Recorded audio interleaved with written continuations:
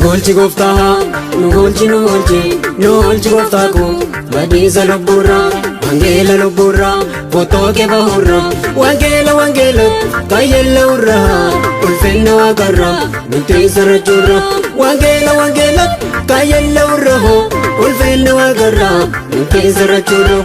Nolchi goftaa, nolchi goftaa ko badiisa lubburra, wangeela lubburra, fotoke bahurra, wangeela kayyella urra, ulfinna waaqarra, nuti sarachurra, wangeela kayyella urra, ulfinna waaqarra, nuti sarachurra.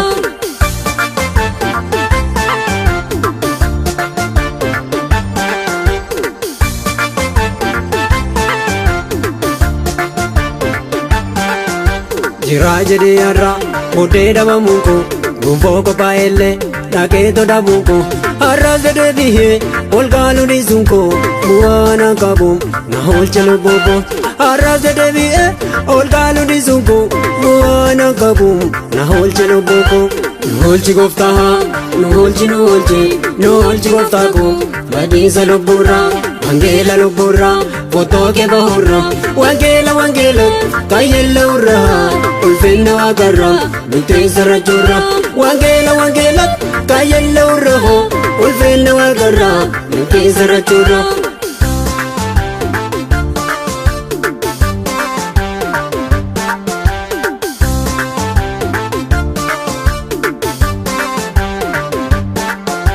Amantii dhaadhee bahee kana oone qajeelummaa seehee yaraa hirmaachuun gachaana booni of harka dhabuun himaalu kaanam dhugaan koseene gachaana booni of harka dhabuun himaalu kaanam dhugaan koseene.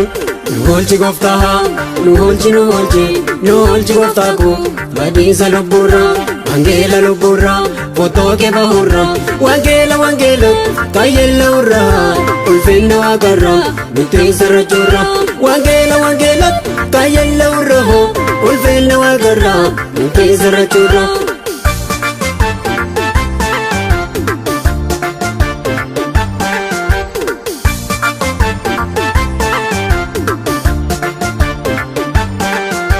Nafis kenne jedhe anoola kin qabu dhugaa bu'ee sehe yaraana nan qabu madaala keetirro anoo irraan buhu amaala kee fuudhee jijjiiraman ta'u madaala keetirro anoo irraan buhu amaala kee fuudhee jijjiiraman ta'u.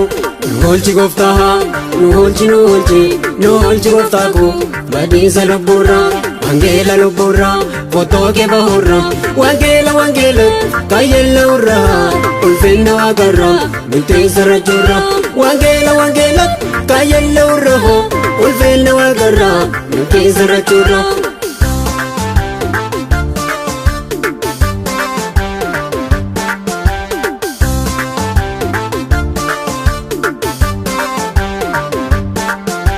Olmaa isa guddaa fannoo kee kanaanin lachaan isa jabaa ofiidha namoonni nagaaf garraamummoo kan keenya gaddani eenyummaa koo ibsoomu waaqummaa kee goone nagaaf garraamummoo kan keenya gaddani eenyummaa koo ibsoomu waaqummaa kee goone.